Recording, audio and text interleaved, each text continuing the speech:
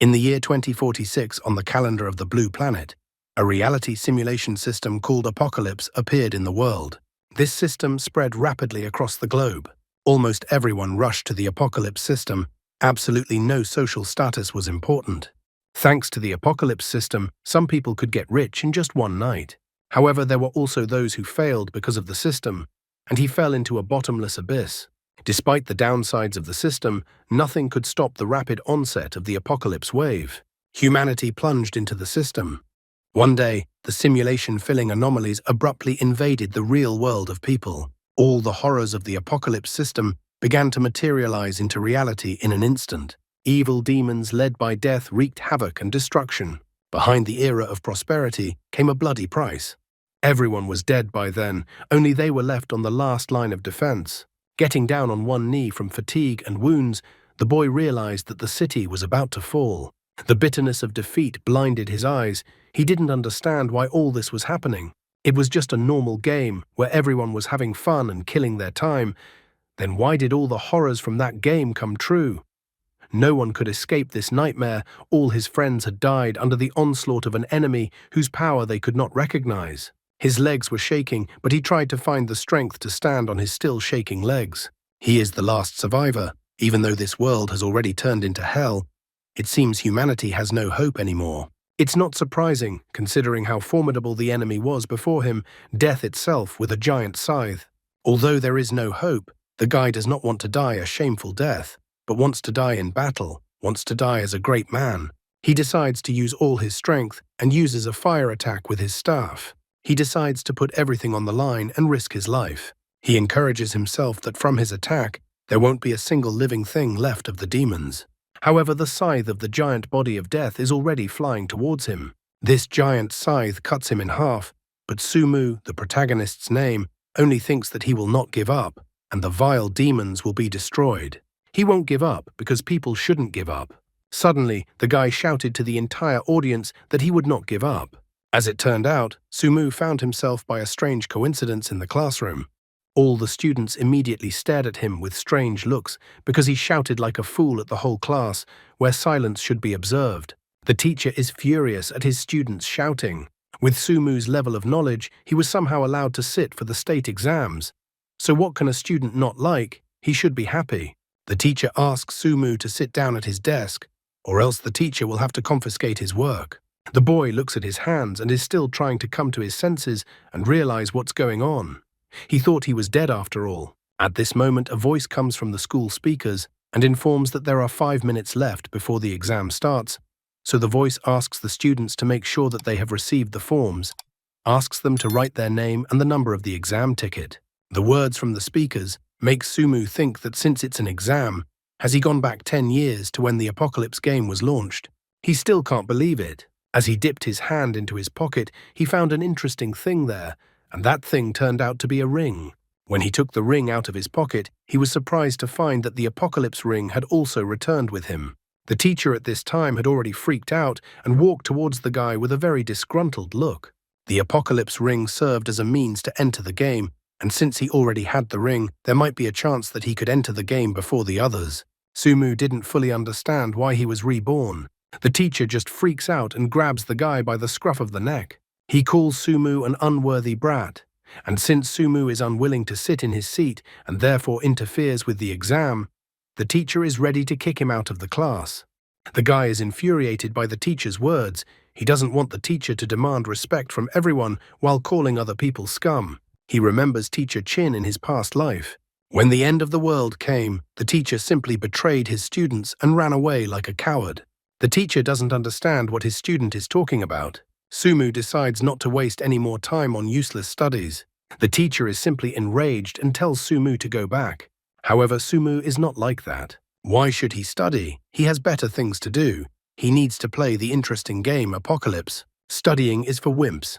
Pretty soon, the others will realize what the Apocalypse really is. The teacher in this case is right and wrong at the same time. He calls his student trash. He also thinks his student just went crazy while he was playing his games. I guess back then the teacher didn't know about the 8th grader syndrome yet.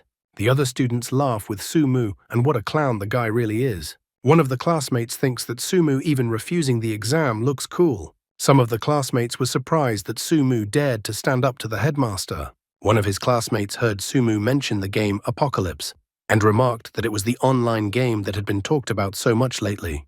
Some of the classmates want to play after the exams are over or pick up the hottest guy in school. It's that time again, just like 10 years ago in 2046, on the calendar of the blue planet in the world. There is a reality simulation system called Apocalypse. We need to prevent what happened that time, when this system rapidly spread across the globe. It was just like the last time. Almost everyone rushed into the Apocalypse system. Absolutely no social status was important. In-game currency could be exchanged for real money, and 1 unit of weapons for a luxury car or house. Even some transactions between countries began to take place within the game. Humanity seemed doomed. Soon the anomalies that fill the simulation will invade the real world of people again. All the horrors of the Apocalypse system in an instant will begin to materialize in reality, and the world will once again reign chaos and destruction, and human civilization will be on the verge of collapse. Then, in the face of a rapidly world-destroying catastrophe, humanity could finally unite to fight for survival. Even though humanity's strength in front of the gods and demons from the game seemed insignificant, people did not lose hope, and everything continued until the sun, moon, and stars disappeared from sight.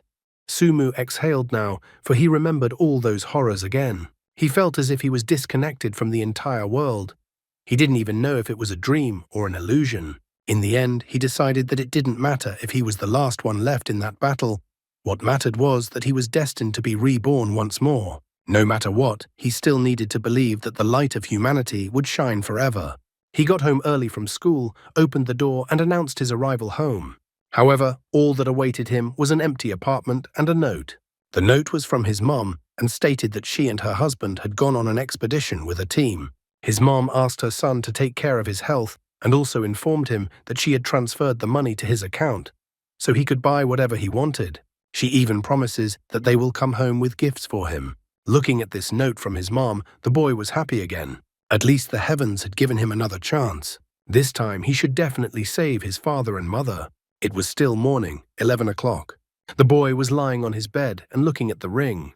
He had gotten the fateful Apocalypse ring in advance. Putting the ring on his finger, he pondered the fact that the game was not yet available.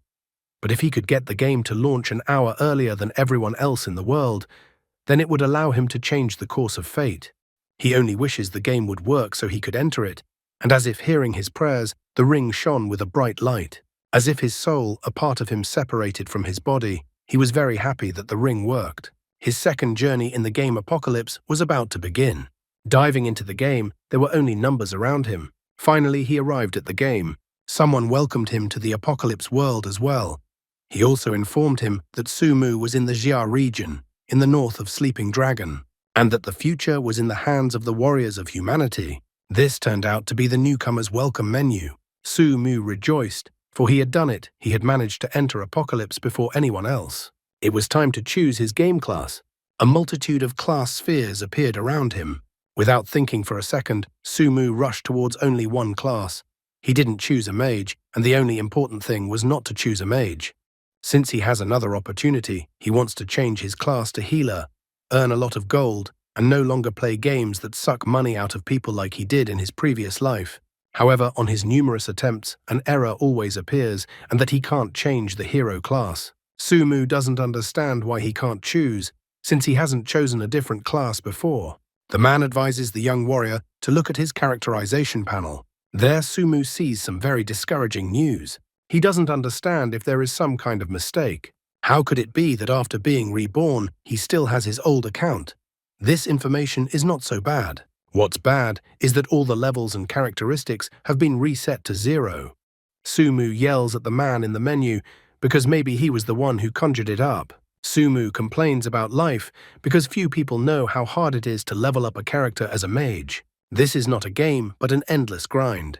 However, the man runs away because since the young hero already has an account, he should already start his adventures as soon as possible. Sumu is upset that the old man just ran away. Since this old man was reborn, why couldn't Sumu be given a dragon sword or other starting equipment? Saying that, he had a brilliant idea. He forgot to check his equipment and materials. However, all that appeared before him was just an empty inventory. The guy complains that this is a rather devastating rebirth. He was able to inherit his previous profile, then why didn't the gold and gear that was in his inventory travel back in time with him? Suddenly, the guy's attention was caught by an item that somehow ended up in his inventory after all. The guy is surprised to see the item, as he didn't expect to see such an item in his inventory. This item turns out to be the bone of the god of death. The item description says, "When you look into the abyss also looks at you." The Sumu never realized what the object was in his hands. What will happen next, and will he subdue the god of death?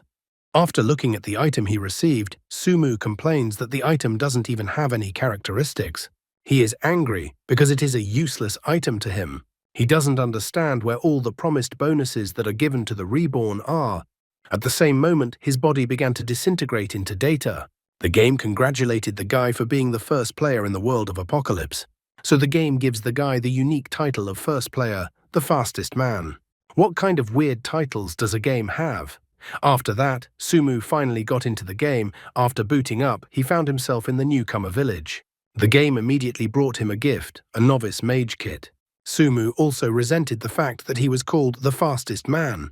He absolutely did not understand how he would carry such a title. But after looking at the title, his opinion changed. He had originally thought of something completely different. The title, the fastest man, increased some characteristics. Movement speed increased by 20%. Spell casting speed increased by 20%. Critical damage chance increased by 5%. Defense increased by 5%. Sumu's eyes lit up. He was already happy to have received such a title. He thought that such bonuses were simply amazing. The fastest man didn't hesitate. He quickly sets off to pump himself up. He was excited when he met the boars in the game. He missed them so much and prepared for battle. The enraged boars rushed at high speed towards the guy. But Sumu didn't stop it, because he is now a mage and decides to try out the fireball on the boars. After reaching its target, the fireball did only 12 damage. The guy is surprised that the level 1 fireball is so weak and only did 12 damage. He's upset that his rookie era is far behind him and that it's now too hard to adapt. All he has to do now is run away from the enraged boars. He even asks the boars to calm down. He used to be able to destroy all the boars instantly, but now he has to run away shamefully. Suddenly, the guy heard some noise. He stopped, and the boars that were chasing also stopped. In the distance, some figure could be seen. It was a girl whose clothes were torn in places. The girl was screaming, calling for someone to help her. She was asking for help for a reason, for behind the girl ran a huge boar. It was the Boar King. The game instantly offered a special task of the main storyline. The hero saves the beauty. It was necessary to kill the Boar King and rescue Xiaohua. The reward was 20 gold coins and 500 experience points. This was his first hidden assignment. Considering the extremely low chance of activating hidden assignments, the guy considered it a success. It even seemed to him that luck had finally turned his way, even though he was surrounded by a mob of boars. Xiaohua jumped into the guy's embrace and was glad that the warrior had finally come. The guy was also about to hug the girl and was happy to see her. However, at the same instant, he gave Xiaohua a slap that she didn't expect to receive. Not only the girl, but also the boars and even the Boar King froze in surprise after seeing this. Xiaohua doesn't understand why a brave warrior would do such a thing. Sumu even scoffs at the girl because she was supposedly just picking mushrooms and then encountered wild boars, and then they suddenly chased after her. Xiaohua flaps her eyes with uncomprehending eyes and doesn't know how the guy knew all this. Then Sumu tells him that he knows how the girl used to steal her grandfather's jewelry as a child to exchange it for candy. Also, the girl used to plant frogs in the well of old man Wang, who lived in the neighborhood. Sumu also knows that the girl is a filthy demonic creature and that she was going to seduce him and then take advantage of the opportunity. Suddenly, the girl's skin is covered with red symbols. The guy is not surprised that the girl can't get over the fact that he exposed her. The girl couldn't just let it go because the guy knew too much about her. The system in the game informed the guy that the demonized Xiaohua was in front of him. Her health was 500, mana was 100, attack was 50, defense was 20, and speed was 20. There was nothing left of the girl's beautiful and innocent image. She was like a fury, displeased with the fact that the guy was spying on her. However, the guy reassures him that it wasn't even his knowledge, and that it was just the bloody experience of players from his past life. At the same instant, Xiaohua decides to end the poor guy's life. But at the last moment, Sumu still manages to dodge the attack and he escapes, asking the boars to detain the girl. Xiaohua did not ignore the boar and attacked him first. The boar did not ignore such a provocation. Sparks even flashed out of his eyes like lightning, and he also rushed to attack the girl. However, the poor boar king was destroyed in an instant. Xiaohua didn't even feel it and instantly slashed the boar king. The girl rushed after the guy and declared that the guy was in for the same consideration as the boar king. Sumu started to run away and wondered what he should do. He couldn't think of anything stupider than to say that the girl's underpants were visible. Xiaohua immediately stopped to take a look to see if it was true. However, at that moment, Sumu attacked her with a fireball. The fireball deals 100% damage to a single target. It requires 10 mana to use. Its range is 35 meters. Its duration is 1 second. With a 10% chance of activating the effect, falling fire meteors. This fire attack has successfully reached its target. The burnt Xiaohua is furious. The wretched little man dared to mock her, so he should only belong in a coffin. At this point, Sumu decided to make a reference to the running girl meme. Without being distracted, the guy attacked the chasing girl again. Trying to break away but keeping his distance, Sumu attacked Xiaohua with the fireball again and again. He taunted the girl by teasing her to catch up with him. Sumu remembered that the guide he had read in his past life talked about this demon. The magic demon in front of him drew energy from the magical air that was in this forest. That was why the demon couldn't leave the forest. According to those memories, the demon wouldn't be able to move if she moved further than 10 meters away from the forest. Based on this knowledge, at some point, Sumu stopped and began to encourage the girl to attack him. Xiaohua is furious and ready to tear the guy to pieces, but Sumu for some reason keeps joking around with the girl. Suddenly, Xiaohua stopped right in front of the guy. She didn't realize why her body didn't move. The guy keeps teasing her, asking her to rack her brains. Immediately afterward, a meteor shower formed in the sky. Sumu tells the girl not to even ask for mercy. The meteor shower rained down with all its might on Xiaohua, who was still unable to move. Even when all burned up, she fell to the ground. She still couldn't move. The game at the same moment congratulated the guy for defeating the demonized Xiaohua. This resulted in 500 gold coins and 1,500 experience points. The game also congratulated the guy on completing the special assignment. The hero rescues a beautiful woman. For this task, the guy received 20 gold coins and 500 experience points. It also turned out that Sumu had completed another hidden task, demonized by Xiaohua. For this quest, the guy received 1,000 gold coins and 10,000 experience points. Once again, the game congratulated the guy because his level had increased to level 2. Sumu even laughed because the probability of summoning a rain of fire was only 10%, so luck was clearly on his side today. Now Xiaohua could not escape from him. He crouched down next to the girl. The guy was so excited about this hidden task since he had risen to the 2nd level so quickly. So he decided to examine the girl and see what reward she was hiding. Suddenly, the death god bone appeared in front of him once again. He was surprised that the death god bone glowed with some strange and frightening aura. He couldn't believe that from the level increase, the item's level had also increased, and the item's level became the first. He didn't understand what was going on with the death god bone item. In his past life, he had never heard of the existence of such an item. Based on the name, he thought that it was a rather rare artifact. The system window reported that the Death God Bone item had not been activated yet. To activate this item, one had to find Tree of Life Essence, Mummy Belt, 3,000 pieces, Dried Blood, 3,000 pieces. He was shocked, and it seemed like a mistake to him. After all, how could it be that an item required so many materials? In the end, he decided to do the pumping first. He could easily obtain all the resources mentioned in the newcomer village. As a last resort, he decided that he would grind non-stop until he obtained those resources. After a while, the girl came to her senses. She reported that she was taken over by an evil demonic spirit, so she thanked the guy for saving her. Because of saving the girl, the guy received a heavenly fire staff, which has not been recognized yet. The guy also received a Xiaohua hairpin. He was glad that in his previous life, he had thoroughly studied all the guides and now knew about the existence of hidden missions. He was so excited holding the staff in his hands because this purple level fire staff was the reward for passing. The guy felt that there was nothing better than hidden missions. He was going to go to the newcomer's village a little later to assess the staff's properties. but even so, he supposed that this weapon was powerful. Xiaohua asked the warrior to guide her back to the village. There her grandfather would thank the guy. The game offered to accept a quest, Flower Escort, the main storyline. For this task, the game offered a reward of 10 gold coins and 100 experience points. Without thinking long, Sumu decided to accept this quest. He picked up the girl and carried her on his back. The guy even began to drool with pleasure. After all, he was now experiencing such a pleasant and realistic feeling. In the game Apocalypse, really everything was wonderful. So the guy left the Green Bay Forest location and headed to Qingyu village with the girl. A little while later, Sumu arrived with Xiaohua at Qingyu village, which was quite crowded. Almost immediately, the overjoyed girl greeted her grandfather and told him that she had returned. Her grandfather turned out to be the village headman. He was worried sick to his stomach about the girl, so he was very happy that the girl was fine and she was okay.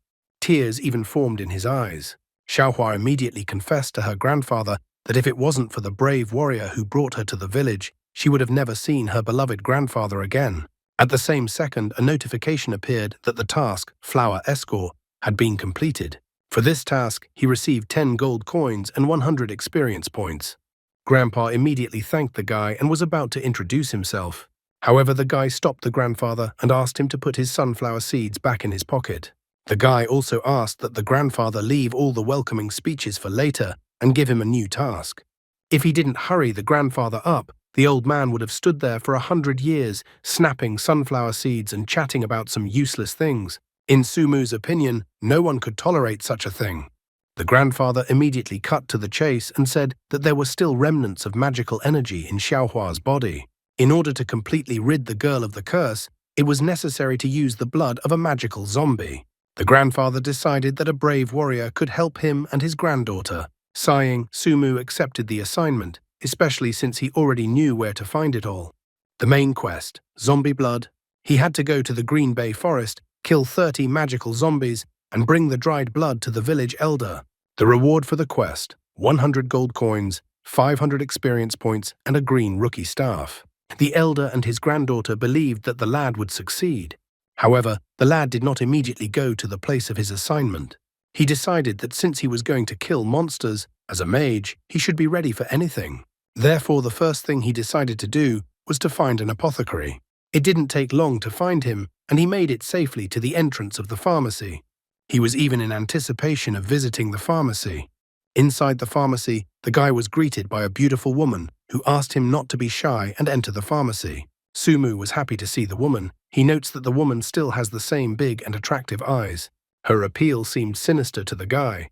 Sumu said hello to the pharmacist and told her that he needed to buy 28 bottles of Little Blue Potion. The Little Blue Potion cost 50 gold coins per bottle, and if converted into real money, it was 50 yen per bottle. He only had 1,500 gold coins on hand, so he complained about how hard it was to be poor. The woman got too close to the guy. She inquired if the guy only wanted potions, or maybe women interested him too.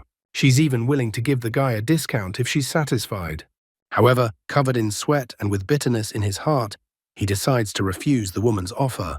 After buying the potions, he immediately leaves the pharmacy. The woman even complains that the guy has no head on his shoulders at all, since he doesn't realize how good the woman really is. But the guy gives out the real reason for the woman's refusal, that he doesn't like the woman's brother, who is a jock with big biceps but absolutely no brains. And then the very brother they were talking about showed up and asked the guy who he was talking about. Sumu tries to make up that the woman's brother just didn't hear him, and that he said that the blacksmith brother was really powerful and a paragon of manliness. Sumu also asked his brother for a single scroll, and then wished the apothecary and his brother a long life. The man remarked that Sumu showed prudence and liked it. The adventures of the guy who dropped out of school to play games are just beginning. In the future, when the apocalypse happened, the top 10 mages of the Xia region would become the commander-in-chief of the safety zone. The Tingshui Guild, which will be located there, will enjoy the support of the mysterious Chinese giant company. In the initial stage of the apocalypse game, there is no way to change the appearance of the character, and all players look the same as in reality. So looking at the girl in front of him, the guy appreciated her unrivaled appearance, beauty, and figure. It was hard for him to imagine that such a beautiful girl could exist in reality. He didn't expect to see such a goddess in this place at all. The guy noticed that the new girl was too charming, so he wondered how much gold she had spent on her appearance in the real world, hinting that she had had a lot of plastic surgeries. The girl approached the guy and noted that he had an overly snooty ad, so she wondered what he was really selling. The girl was surprised to see what the guy was selling. The game had just launched and the guy already had so much gear and even zombie blood for sale. She remembered that on the zombie killing quest location, everyone was already freaking out because someone had stolen all the loot. The guy wonders what exactly the girl wants to buy. By the way, the guy's nickname in the game is Mu Shen. The girl who approached him in the game was signed Ting Shui Wanna. The girl reports that he wants to buy all of the guy's items and inquires about their cost. Mu Shen reports that zombie blood will cost 5 gold per bottle. White equipment is 100 gold apiece, green equipment is 500 gold apiece, and blue equipment is 3,000 apiece.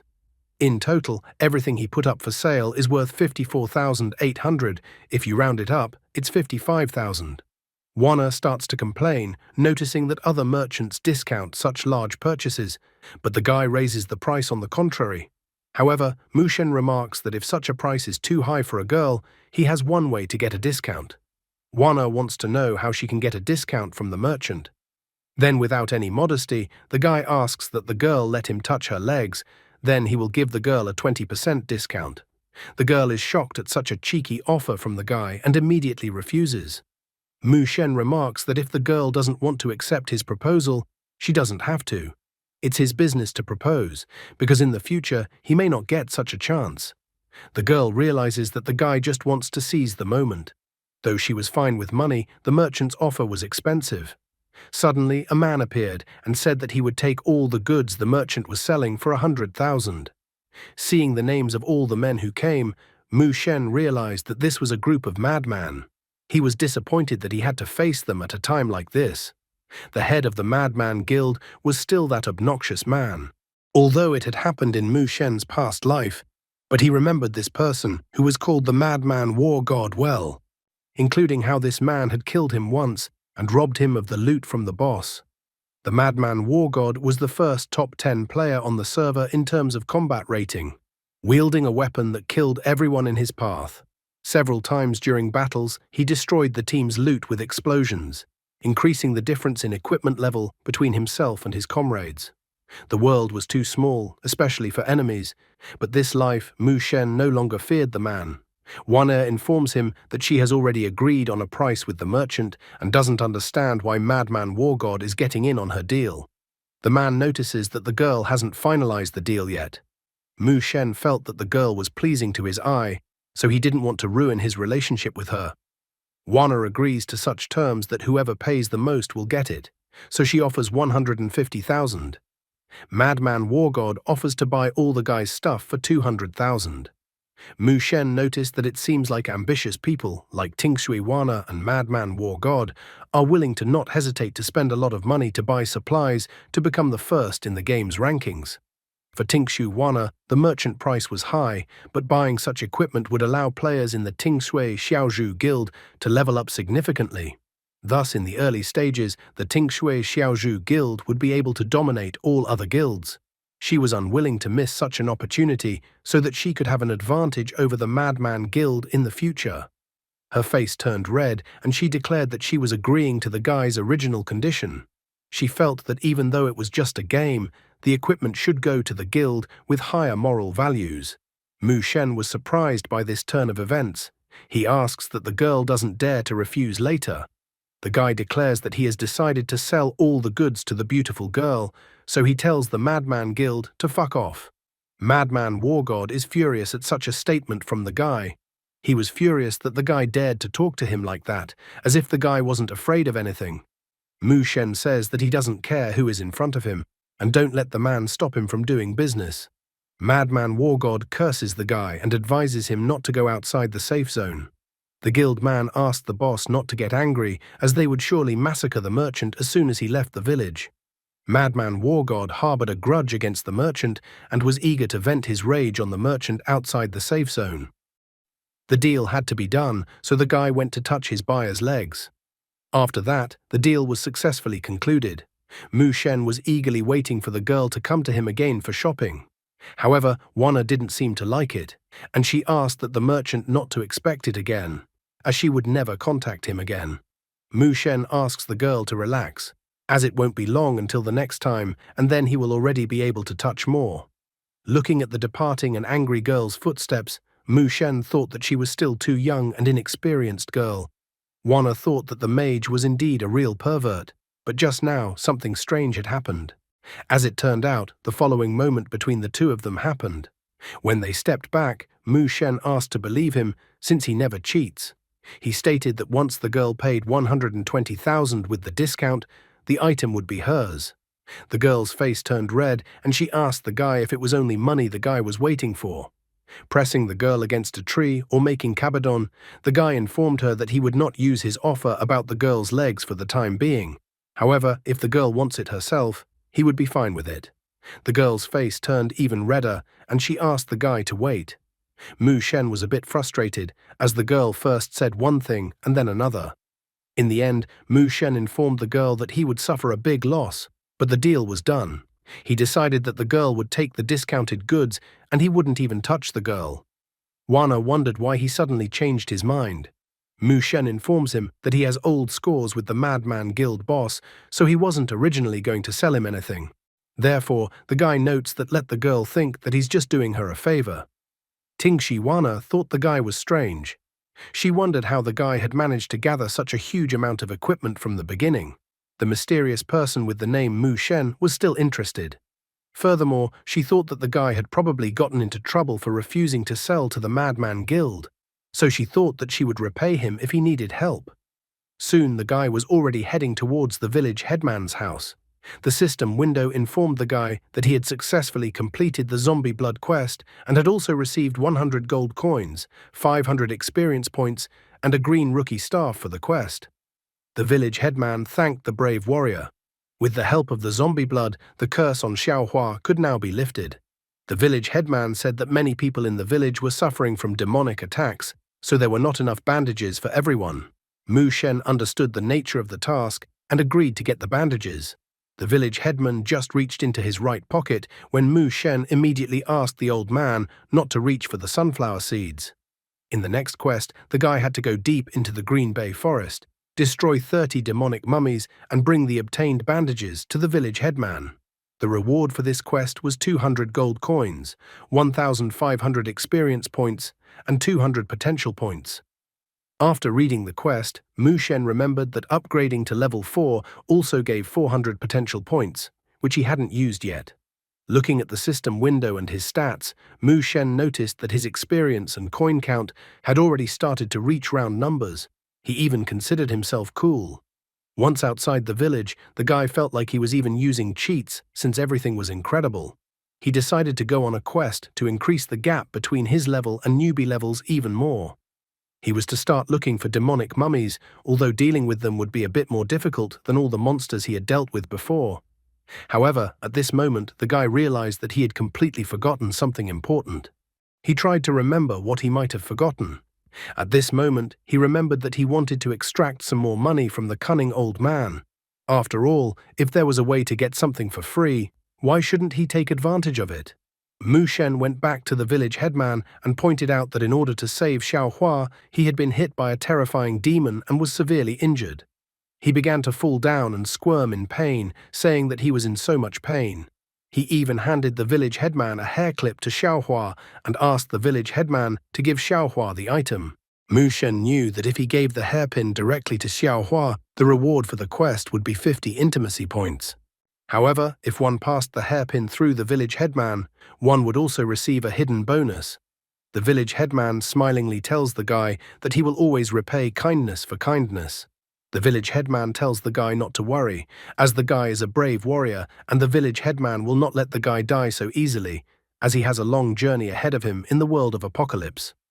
After that, the old man waved his hand and the system window congratulated the player because now Mu Shen had received the village headman's blessing. Critical hit chance, +110%, movement speed, +110%, automatic health restoration, +110 points per second, defense +110, reputation was also increased. Players who were nearby were shocked when they saw the village headman giving buffs to the guy. The village headman's blessing was the highlight of the demonized Xiao hidden quest, the real reward for this quest. The permanent buff from village headman is the trump card, the coolest perk. The other players started to repeat the guy's actions and asked the village headman to give them the village headman's blessing, but the old man had absolutely no idea what to do in such a situation and wasn't going to give any buffs. Mu Shen thought the players who repeated after him were just a bunch of simpletons. He thought that other players should go and farm the monsters better, and he wanted to be the first to defeat the first dungeon boss. After receiving a bonus from the village headman, the guy left the village. He went to a very dangerous location for newcomers. Due to the loss of 5 health points every second and the inability to use healing potions, a normal player probably wouldn't last 30 seconds in this location. However, the guy had the village headman's blessing. The cleansing elixir mentioned in the game's notification for the guy cost 200 gold per vial. One could only survive in this forest by using it non-stop, forcing many people to invest in the game. Mu Shen was excited about the village headman's blessing because it automatically removed the negative effect caused by the swamps in the location. Suddenly, Mu Shen heard a frightened scream coming from in front of him. The screamers were a guy and a girl. They were running away from the monsters. The guy was asking the girl to run faster, and the girl was panicking that the monster would catch up with them soon. At the same moment, one of the mummies grabbed the girl, wrapping her with its bandages. The mummy then dragged the girl towards her. The guy turned around and fearfully kept running away. He only had time to run to Mu Shen and wanted to say something to him, but at the same moment, the mummy stabbed him in the back, strengthening the bandages and turning them into a kind of blade, which pierced the guy. The mummy then fiercely pulled the guy towards him, tossing him into the air. The monster was a level 5 demonic mummy. The mummy was described as having its flesh stripped off and its soul imprisoned in a cage. The mummy was destined to be in eternal darkness. Mu Shen was not surprised that the 2 rookies were killed so quickly because they were facing a level 5 monster with a ranged attack. The guy thought that the speed of such monsters was not very fast, which was to his advantage. He took out his staff and decided to show the monsters what a real magician was like. In an instant, Mu Shen fried one of the mummies to the surprised looks of the other mummies. Then he began to run away, causing the other mummies to rush after him. This situation only pleased the guy, because now he could deal with a crowd of mummies in one fell swoop and easily obtain the necessary materials. He even began to encourage the monsters to chase after him. Mu Shen remembered that there was a dry forest area in the swamps of this location, so he wanted to lure all the monsters chasing him to that place. Soon the lad managed to arrive at the Death Swamps, an area of dry forests. He easily jumped across the swamps to the other side of the bank. The guy was glad that the stupid monsters fell for his trick. The monsters froze at the other end of the bank as if they were powerless. Mu Shen kept taunting the monsters and urging them to get to him and attack him, and then the guy attacked one of the mummies. The monsters were furious that some guy was so underestimating them. They lightning fast all rushed to attack the guy. After dodging their attacks, Mu Shen notices that the mummies are certainly fast, but for a veteran like him, they were still too slow. As soon as a few of the mummy's bandages reached the guy, he intercepted the bandages and started pulling the mummies around the tree. He used this maneuver to tie up the rest of the mummies. It was as if the monsters were caught in a spider web and couldn't move. Mu Shen began to mock the stupid monsters for thinking that they thought that the guy didn't have a plan. Then the guy lowered the helpless monsters into the swamp up to their waists. Now he only needed to use one spell to deal with the monsters with ease. He mocks the monsters again, noticing that such stupid monsters can only corner newbies with ease. Suddenly there was a game alert. A special reward decree from the blacksmith had been issued. Due to the blacksmith's fury effect activating in the newcomer village, he issued a reward decree. It was necessary to kill 100 players who harassed the apothecary at least 3 times. Completing the quest would give the opportunity to receive a secret reward. Mu Shen noticed that this time too, the newcomer village had activated the blacksmith's fury, and that this was the power of attraction of the female NPCs of Apocalypse. Mu Shen even praised himself. After all, the appearance of the effect directly proved that no man in his past life and in his current life other than him was a worthy person. However, he liked the special reward order that the blacksmith had activated.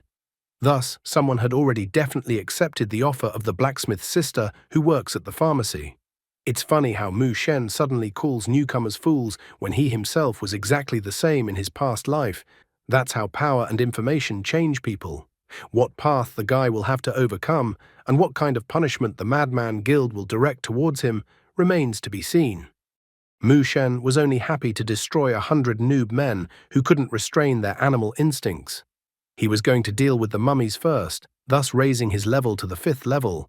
He even noticed that if he could utilize his game skills from his past life, it would be a fairly easy task to destroy 100 weaklings. He then easily destroyed the trapped mummies by incinerating them. The game system immediately congratulated the guy for destroying the demonic mummies. As a result of this challenge, he received 69 experience points, 4 gold coins, and a shattered star skill book. Even though he couldn't use the book and the skill in the book seemed mediocre, but he still imagined how he would be able to sell the book for a few thousand gold coins. The Shattered Star skill book is applicable to the warrior class. Quality: white. Shattered Star allows you to increase mana by 10%, increase defense by 50%, increase physical attack by 5%, and the chance to ignore an enemy's defense with a normal attack by 10%. Duration: 15 seconds. Cooldown: 10 minutes.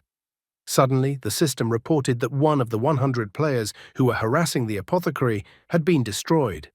The guy was surprised that he had managed to destroy one of the right players so easily. He felt the pleasure of destroying monsters while destroying noobs. Meanwhile, in the Mushroom game chat, Picha complained that she had spent 1,000 gold on a cleansing elixir and didn't even have time to finish off the mummies before she was destroyed by a fireball spell. I Have 3 Wives noticed that the same thing had happened to him. Cute Bunny wondered if there were any brave warriors around who could give some cleansing elixir. The magical energy in the forest with the mummies was causing Cute Bunny to lose too much blood and feel pain. At the same time, Madman Wargod brought his entire Madman Guild. He stated that everyone who complains is just a bunch of pathetic noobs who can't do anything but blame the game. He stated that this difficulty level is just for someone like him. After that, he ordered his entire Madman Guild to advance to the Mummy Zone. All of the Madman Guild members ran with their leader towards the mummy location. One of the players watching from the sidelines noticed that Madman were incredibly strong guys and that they even chose the same names. It seemed to him that in the future, these players could create an incredibly powerful guild. Another guy remarked that they probably would. He even asked the others to pay attention to the radiance of the future Madman Guild and that the purification elixir had a similar effect and that the elixir was so expensive. The guy immediately found an excuse that everyone in the Madman Guild was rich. The third guy also noticed that once guild creation opened at level 10, he was sure that the guild that Madman would create would be the strongest on the server. He wanted to level up as soon as possible to be able to join the Madman Guild. Madman Wargod was excited as he was anticipating how he would be able to deal with such low-level monsters. He finally managed to find one mummy, and he ordered everyone to follow him. However, at that very moment, the mummy was caught up by a fire attack that incinerated the mummy. Madman Wargod was angry when he saw the fireball. He was angry that some weak mage was able to outrun him. He wondered what faction this mage belonged to, because he had heard that the future Tingshui Xiaozhu Guild all fought 3rd-level monsters. Madman Wargod wondered who else on the server could put such a huge amount of money into the game. Suddenly, a rain of fire rained down from the sky onto the area where the Madman Guild players were. The Madman Guild players tried their best to dodge and escape, but one by one they were hit by the fire attack and their health continued to go to 0. Mu Shen was ecstatic as the system kept updating his results of killing the players who were harassing the apothecary. He only remarked that he just wanted to hunt monsters, and the people had gone to their own deaths and set themselves up for his attack. What a cocky guy who wasn't much different from the Madman Guild. Examining his new skill, Frost Flower Dance, which was available at level 5, the guy thought that such a skill was very good.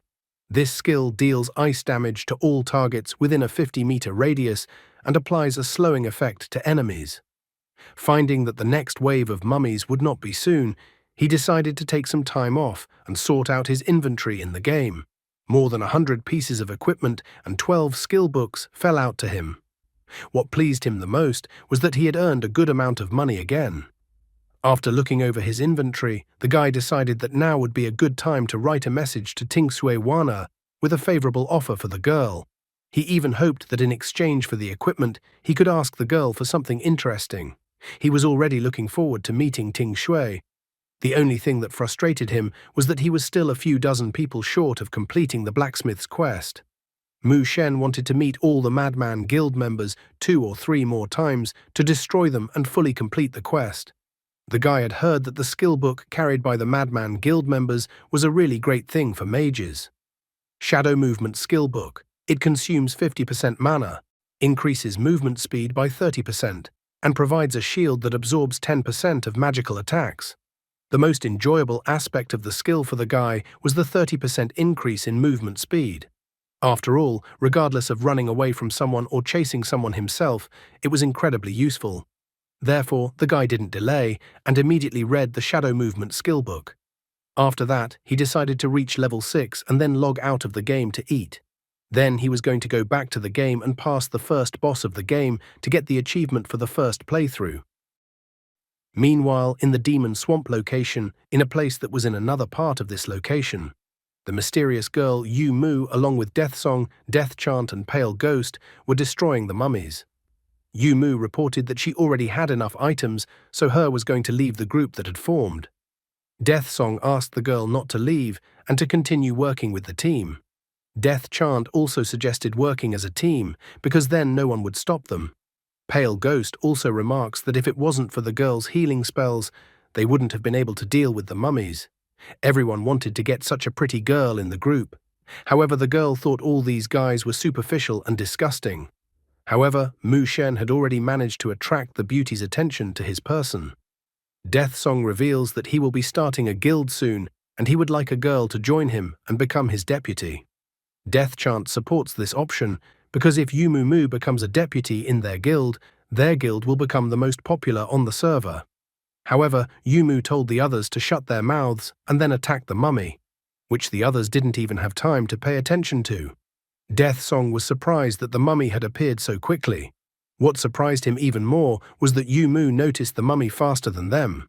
In addition, the guy was angered that even though they were in the same group, he still received damage from Yu Mu's attack. The girl only reprimanded the guy for not even being able to memorize the place where the monsters appeared and thinking he was the guild leader. Although in the back of her mind, she noticed that she accidentally hit Death Song with her attack. But even so, she thought it was the right thing to do, because the guy seemed nasty to her. The girl decided that she was done wasting her time and that she needed to get pumped up as quickly as possible and then find a guy she was interested in.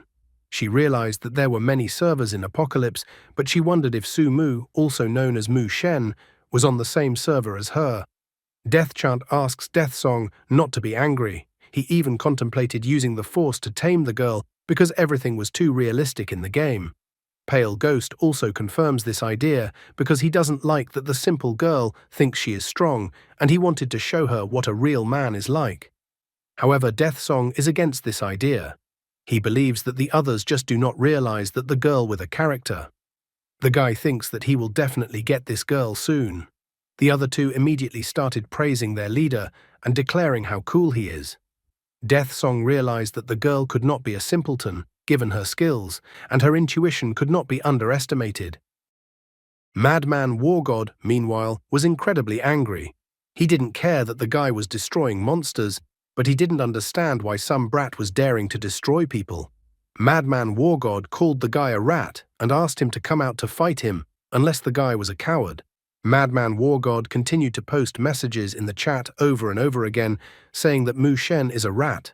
A player standing nearby noticed that one chat message cost 100 gold, so he wondered who Mu Shen was if Madman War God was willing to spend so much money on him. Madman War God realized that now the entire server knew about his group's disgrace, all because of some of the mage's hidden techniques. He was incredibly angry because if he didn't kill the mage when he showed up, he wouldn't be able to call himself War God anymore.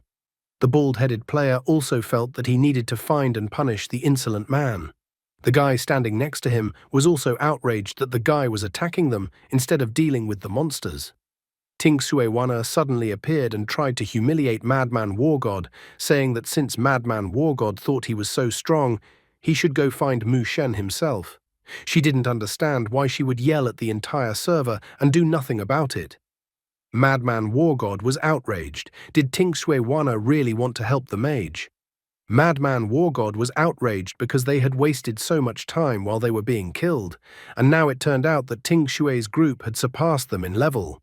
Ting Sui-wana did not back down and pointed out that from now on, Mu Shen was under Ting Shui's protection, so if Madman Wargod craved a battle with a mage, he must first defeat them. Ting Sui-wana had already received Mu Shen's letter in which the guy was offering her a trade offer. She knew that the guy had a huge amount of equipment right now, so she was obligated to buy all these equipment for her group so that Tingshu Guild would become the most powerful guild in the future. The girl felt that the Madman group members should not be allowed to defeat Mu Shen because she thought the guy was useful. Madman Wargod tried to humiliate the guy to appear in front of him, so he stated that the guy was hiding behind girls and that he wasn't a real man. After several Madman Wargod chat messages, the guy finally appeared in front of him. Madman Wargod was furious, saying that there was no time for chit-chat and told Mu Shen to prepare to die. With a slight flick of his fingers, the guy showed these losers that he was already level 7. The members of the Madman group were very surprised to see a level 7 guy. The bald player was shocked and didn't understand where such a player who already had purple weapons, as well as accuracy and magic damage buffs, came from. One of the men even noticed that the guy had a village headman's blessing buff. The bald guy saw Mu Shen's equipment, level and buffs and said that he should immediately throw complaints against this player. Saitama, standing behind him, was incredibly shocked at the guy's level. Madman Wargod, who had been furious just a while ago and was about to destroy the guy, was now terrified. After all, it was as if Mu Shen's level and the entire Madman Guild members were from 2 different universes. He didn't understand how they could fight in such a situation. Mu Shen had come with the sole purpose of humiliating the Madman Wargod. He states that Madman Wargod himself called him to fight. So why is nothing happening? Madman Wargod was shocked, but realized that he couldn't make himself look like a coward. Madman Wargod decided to moralize about Mu Shen killing players for no reason, so they needed to repay the guy in kind. He was even going to intimidate the guy to the point where he wouldn't leave the newbie village. Madman Wargod decided that it didn't matter that the guy's level was high, because he could put down several dozen players with one punch, so he had the advantage. However, Mu Shen notes that there was a reason, because the players themselves were harassing the apothecary, and he only did the task to punish the players who can't control themselves and harass all the women. And now it turns out that the players are blaming him for their actions. A girl from the Ting Sui group immediately noticed that all these players are nasty since they were harassing the apothecary. The second girl also noticed that Mu Shen was doing a good deed, as this would be a deliverance for the entire nation. Madman Wargod's face turned all red, and he shouted to the girls that he didn't do anything like that, and even asked the girls not to believe Mu Shen's words. Madman Wargod mentally only complained that Mu Shen had now also embarrassed him in front of the girls. He wasn't going to let the guy get away with it anymore. Madman Wargod decided to put the talk aside and ordered Mu Shen to go to battle with the future Madman Guild. However, Mu Shen himself doesn't mind taking revenge on the arrogant Madman Guild, and especially their leader Madman Wargod, for all the humiliation in his past life. Ting Sui-wana emphasizes that the Madman group is going to attack the guy in a mob, so the girl offers to defend the guy and that the guy should consider it as a show of gratitude for the equipment provided. However, Mu Shen decided to refuse the girl's offer because he himself was eager to deal with the Madman group. Mu Shen immediately noticed that it seemed like the girl was not so cold towards him. After that, the guy asked Ting Sui-wana to move away with his men as far away as possible. After all, the guy was not going to hold back, and it was his turn to have fun. He didn't believe that even if he was attacked by the entire crowd, they would be able to defeat him, as he didn't consider the Madman group to be his equal. In the end, Ting Sui-wana decided not to interfere, although the girl still couldn't figure out whether the guy was arrogant or actually strong. She couldn't wait to test the guy's capabilities. Mu Shen thought that he wouldn't need to waste much magic on the noobs who opposed him. He did not hesitate to attack the Madman group with fireballs. Madman War God immediately ordered the warriors to raise their magic shields. All of the guy's attacks hit the magic shields of his opponents. Madman War God immediately ordered the archers and mages to shoot at the guy. However, the guy used his unique title of the fastest man and easily dodged the attacks launched at him. He even taunted the Madman group that this was all they could do. In the back of his mind, the guy was thanking Madman War God because his men had used their skills without thinking, so all of their skills were now on cooldown. The people themselves had given the guy a good opportunity to deal with them. The guy immediately tried to run away, so there was no way Madman War God and his entourage could see him. They complained that they couldn't see the guy at all. Mu Shen realized that against such a crowd, it was best to use mass ice-type skills. If he could activate the universal control effect, it would be even better. One of the guys in the chat room wonders what Mu Shen's title is and where the title came from. The other guy reports that the title is called the Fastest Man. He was embarrassed to name this title, but he noticed how useful the title is and how the title allows the guy to move with incredible speed. Mu Shen decided to take advantage of the situation and test his new skills. Mu Shen used his new skill Frost Flower Dance and wowed the entire Madman group. The players screamed in pain and cold. Madman War God told his mages to raise their shields so they wouldn't die and told them to heal the entire group. However, one of the mages noted that the shield blocking skill was still in cooldown. Another mage noted that they were trying to heal, but due to the high damage on them, healing spells were useless. Suddenly, one of the players activated a magic shield. Madman War God immediately asked the guy why he had activated the magic shield when everyone was already defeated. The poor guy even started stuttering. In the back of his mind, the guy noticed that his reaction was justified because Mu Shen's attacks were so terrifying that he instinctively defended himself. Mu Shen, on the other hand, thought that activating the shield was a stupid decision on the guy's part, because this way he allowed Mu Shen to use the fire attack. Without putting it off for long, Mu Shen used a giant fire attack that completely covered the sky above the Madman group and prevented them from traveling far. Fire rained down on all the players in the affected area. Madman War God realized that things were bad because all the defensive skills of warriors and mages were on cooldown. Players fell one by one, unable to resist the fire. Madman War God immediately drank a healing potion. He couldn't understand where Mu Shen was getting such abnormal attacks. After all, he thought that Mu Shen in the swamp area was relying on some kind of bug. At this moment, Mu Shen ran up to him and asked why Madman War God was running away and if he was not confident in his abilities. However, Madman War God told the guy not to come any closer to him, or else he would deal with the guy seriously. Madman War God complained that all the healers were already dead, and the red health potion couldn't fully help him. He was furious, as he didn't understand how someone could tear apart his elite squad of 30 men single-handedly. He swung his giant axe and used the Whirlwind Slash ability. Mu Shen immediately remembered that a warrior's initial skill cooldown was 40 seconds. During those 40 seconds after using the ability, the warrior could only use basic attacks.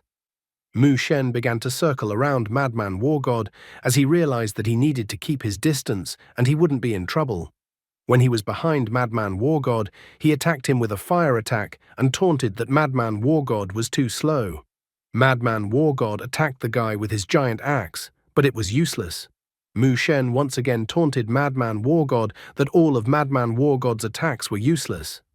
Madman War God didn't understand how a mage could be so agile and dodgy. Mu Shen even declares that a man should not retract his words. Suddenly, he asked Madman War God to wait. Madman War God has never thought of himself as stupid, and he states that he understands everything perfectly, for now his skill was once again available. He realizes that the guy's speed doesn't last forever either, and so he even thinks that the guy might as well ask for mercy now. But first, Madman War God wants to use his skill one more time. Madman War God realized that Mu Shen is a mage, which means he has little health and won't be able to withstand even 2 strikes from Madman War God's axe. Madman War God decided that it was a good time to seize his opportunity. However, the guy brought Madman War God down to earth because he pointed Madman War God to a health bar that was nearing 0.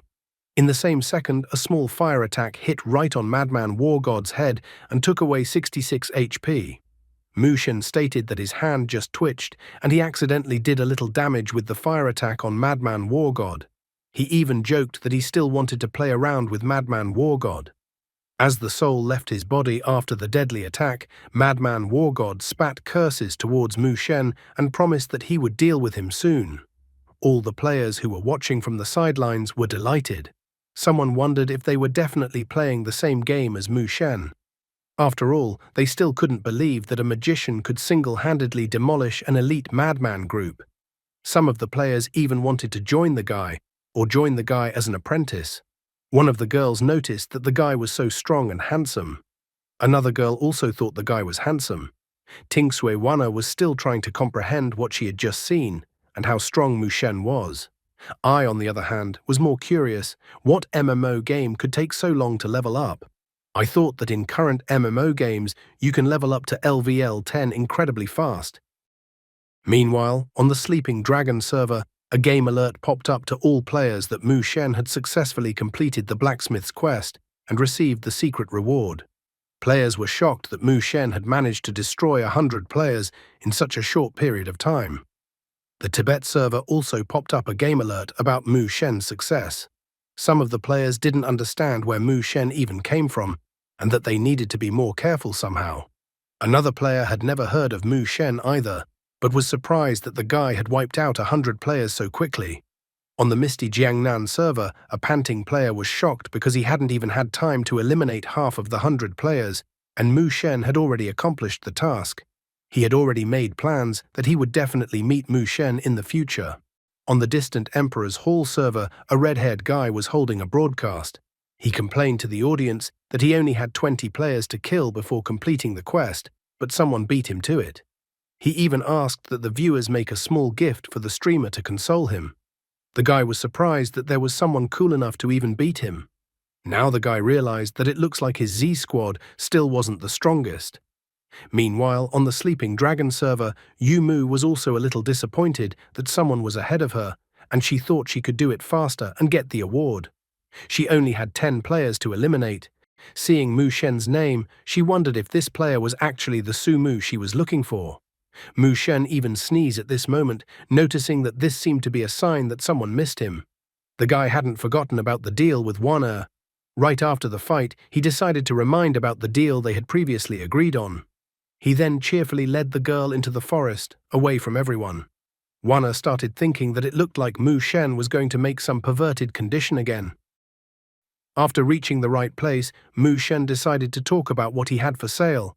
He had 1,512 mummy bandages, 151 white quality items, 51 green quality items, 19 blue quality items, and 10 white skill books.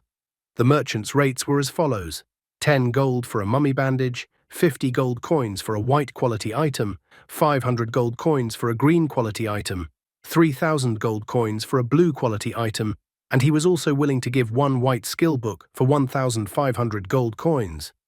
Wana couldn't believe that the guy already had such a large amount of loot. The total amount for all the items was 112,610, and since it was for the girl, he would give it to her for 115,000. He even started drooling and asked if the girl wanted to buy everything at a discount this time. However, this time, the girl refused the discount, agreeing to pay 115,000 gold. Her face turned red at this moment because she knew that the guy was a real pervert. With a sigh, the guy said that it was a pity that the girl didn't ask for a discount, because then he would have made a surprise for the girl. Wana was immediately interested when she heard about the surprise she had missed out on. Since the girl was interested, the guy took out a green skill book and informed the girl that as a token of their warm relationship, he was willing to sell her the skill book for a token price of only 10,000 coins. Wana couldn't hide her surprise when she saw the green skill book. She couldn't imagine how lucky someone could be to have managed to get their hands on so many items in the game in such a short period of time. Currently, green books were incredibly scarce, so they couldn't be bought for any money right now. The girl was interested in such a coveted offer, so she inquired about the terms of the discount she received. Mu Shen is a kind guy, so he only asked the girl to touch her feet 10 times in the future. Mu Shen seems to be the type of person who, once in power, bullies and belittles people below them in the same way they were once belittled. From the whole conversation, Wana only wondered how confident the guy was that they would definitely meet in the future. The girl had been silent for too long, so the guy took her silence as consent to his proposal. He immediately handed the girl the skill book and was about to give her a little advice. Wana was about to be indignant that she hadn't responded yet, but she immediately inquired what advice the guy wanted to give her. This time, Mu Shen decided to give the girl some really useful advice. He said that the Ents of Green Bay Forest gave a lot of experience, so the girl could grind there with her group to level up. Ting Sui Wana wondered what the guy's goal was since he was telling her all this. Mu Shen saw the girl's interest, so he informed her that he actually needed help with a hidden quest. The girl was willing to do the favor, but not for free. She was surprised to hear about the hidden quest because she couldn't understand how Mu Shen could have such information that even the company didn't know. In the end, the guy agreed to this option, especially since he promised that the girl would not be harmed. At this point, Wana also realized that establishing a good relationship with Mu Shen was vital for her. She accepted the guy's offer of help, anticipating how she would benefit from working so closely with Mu Shen. Meanwhile, at the resurrection point in the newcomer village, Madman War God complained that everyone in his group was just trash because they were all able to be destroyed by Mu Shen alone. He was so angry at Mu Shen, showering the guy with more and more curses and longing for the moment to meet Mu Shen again and take revenge on him. One of the group complained that they didn't have good information about Mu Shen. Another player also promised that they needed to get pumped up at all costs and that the next time they met Mu Shen, he would shit himself with fear. At this very moment, Madman War God received a notification that someone was writing to him in private chat. The person who was private chatting with him was Mu Shen. Mu Shen was not shy in his words, telling Madman Dumb Dog to bring his men to the designated place and have them grind Ents. He even told Madman War God and his entourage not to stop until he told them to. Madman War God was just furious that some brash youngster was ordering him how and what to do. However, Mu Shen has the gift of persuasion. He promised that if Madman War God didn't come, he would kill him until Madman War God deleted his account in the game. He even promised that he would capture every Madman War God death in the game and then post it online. Suppressing his pride, Madman War God decided to come to the designated location. He decided that there was no point in being stubborn now, but when he pumped up the levels, he would simply destroy Mu Shen. After a while, at the location of the devastating slough, Mu Shen decided that the help of Ting Shui and Madman would still not be enough to realize his plan. After all, in order to activate the hidden quest, it was necessary to kill the Ents. Finding no other options, he decided to write to the world chat and gather everyone. Thus he informed the chat that it was necessary to kill the Ents in the forest, and if anyone refused, he would attack them. Wana decided to support and also informed that anyone who disobeyed Mu Shen's order would also be forced to fight the Ting Sui group. Madman War God was not left out. Trying to save face, he reported that Madman's group were the first ones who were going to go beat up the Ents. Mu Shen was glad that along with his group, had stood up for him. After a while, it was still in the same place. Mu Shen noticed that his assistants had been fighting the Ents for quite some time, which meant that they should have finished mopping up soon. The guy even thought that he needed to stretch his decrepit bones, because this place could actually knock out some rare equipment. In his past life, a little-known professional player had pointed out in a guide that one should wait by a tree, under which thoughts would take you far away. Therefore, after taking another look at the tree in front of him, he thought that this was the most suitable one. Mu Shen even began to wonder if this player had deceived him. Because if the player had lied in the guide, Mu Shen was a complete fool to start this whole operation and was wasting his time. Suddenly, something fell on his face from above. Mu Shen was furious that a bird had pooped on his face. He was outraged that this feature still hadn't been removed from the game. The guy thought that this was a real bullying of honest people. However, his mood changed dramatically when he discovered that the hidden quest had finally been launched. All players received a notification from the game. After 30 minutes, a quest awaited players from the newcomer village. The game offered to fight the tree god and endure his vengeance. Players who successfully fight back the enemy receive a mystical reward, but if defeated, players receive minus 100,000 experience points. Mu Shen was dissatisfied because the mysterious player was clearly a cheater. He even remarked that if he ever saw that player posting any guides on the internet again, he would try to expose that player. Furthermore, he would like to meet this player in the game and destroy him in the game. After that, the game announced that the Tree God quest would start in half an hour. Players were surprised that after Mu Shen sent them to destroy the Ents, a strange notification appeared. Someone even thought that the quest looked too complicated and that Mu Shen had set them up. Some complained that they were doomed, because if they failed the quest, they would lose 100,000 experience points. In the end, Mu Shen decided to return to the newcomer village. He wanted to use the half hour before the quest to his advantage. First, he would go offline to eat and then hide somewhere for his entertainment. However, all his plans were shattered at once. As soon as he teleported to the newcomer's village, he found himself surrounded by a crowd of angry players. Everything looked like the players were defrauded depositors of some financial pyramid scheme who managed to find the founder of the financial pyramid scheme. Mu Shen immediately asked them not to gather in a crowd just to meet him. All the gathered players wanted an explanation about the Tree God. Many players felt that their current level wasn't enough to fight the Tree God. Someone even stated that if they had recognized Mu Shen earlier, they would have shelled out a large sum of money to keep Mu Shen offline. However, Mu Shen just brushed them off, calling them cowards since they had already given up and believed that they would fail the quest. The guy standing right in front of him was surprised that Mu Shen assumed that he could complete the quest. The girl standing next to him was incredibly optimistic. She even began to praise Mu Shen. Mu Shen stated out loud that it was impossible to work on an empty stomach, so he went to eat. The other players also felt hungry after Mu Shen's words. The blonde guy even assumed that the guy was a master of persuasion, so he too wanted to eat before they all went on the quest. The girl was also optimistic. After leaving the game, Sumu, also known as Mu Shen, headed to a nearby diner. While he was eating a burger, many people were discussing the game Apocalypse behind him. One guy was asking another guy if he had played Apocalypse. He was excitedly praising the game because even the NPCs behave like real people. The other guy also played, sharing his experience of being killed just because he touched a pharmacist. The guy earned a few thousand gold by selling materials at the stall, and the NPC beauties only accelerated his earnings. However, Sumu was glad that a capsule had finally been delivered to his door. He was happy because when he returned to the game, he would defeat the Tree God and obtain the essence of the Tree of Life.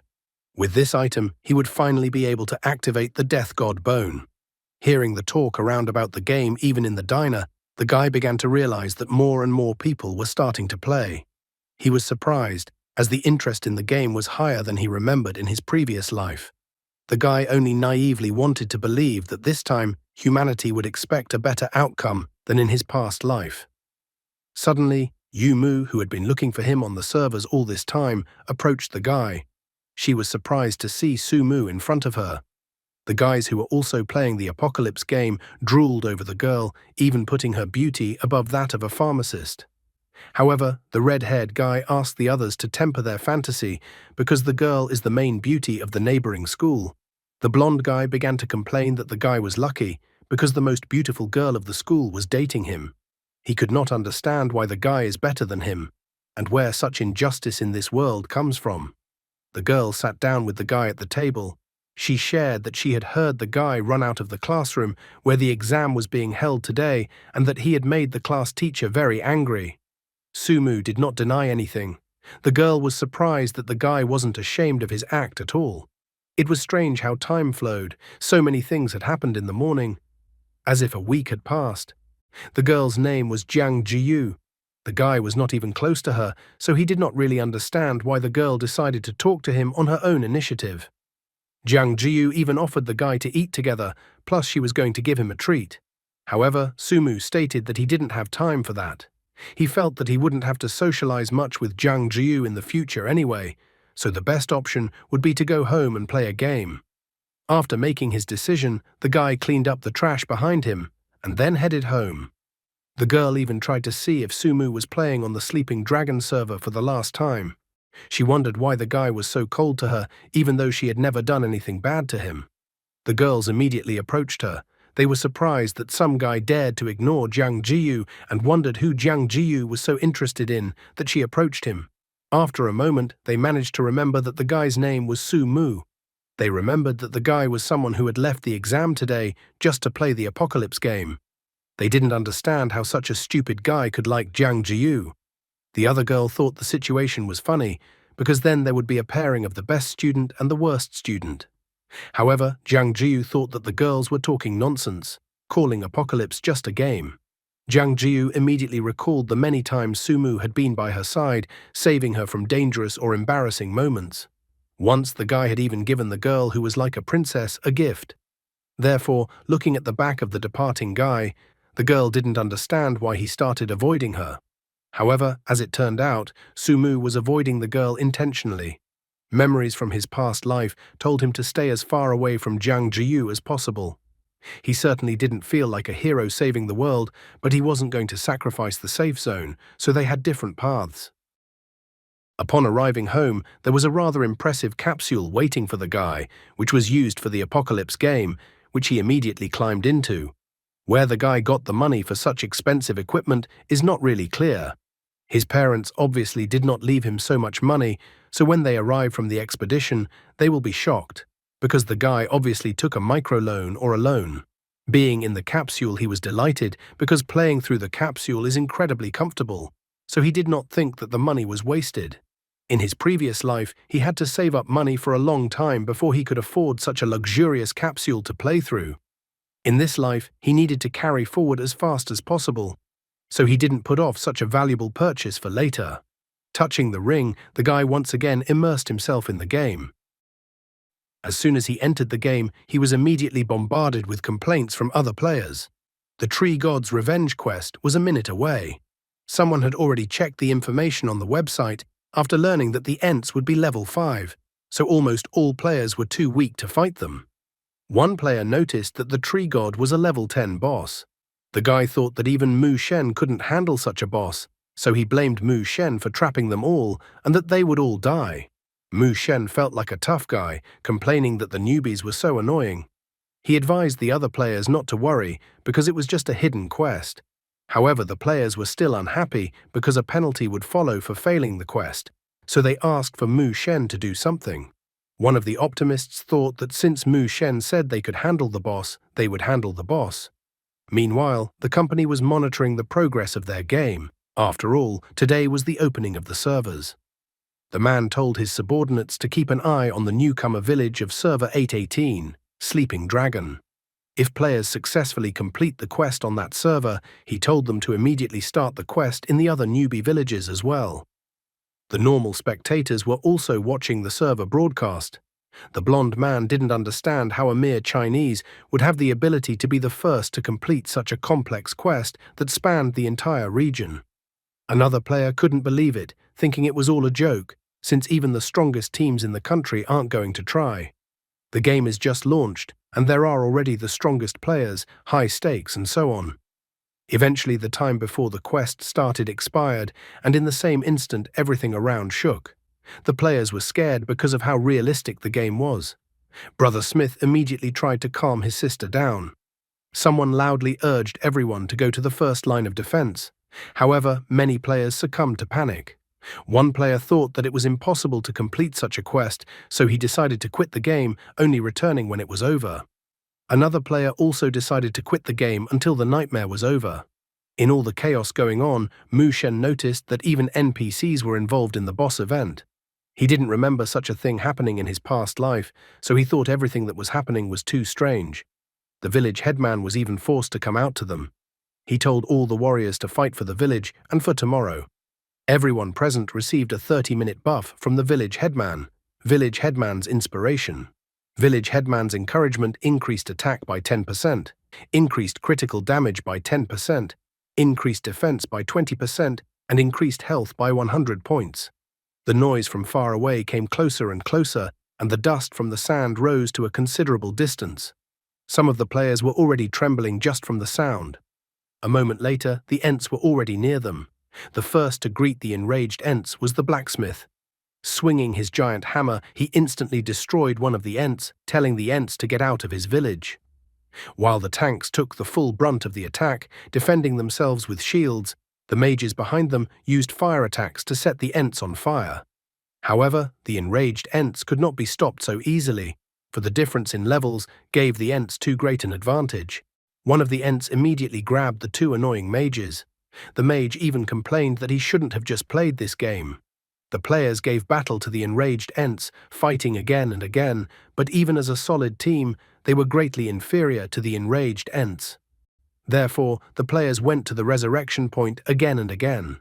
Would the players be able to resist the enraged Ents, or did Mu Shen have a cunning plan to keep the entire reward to himself?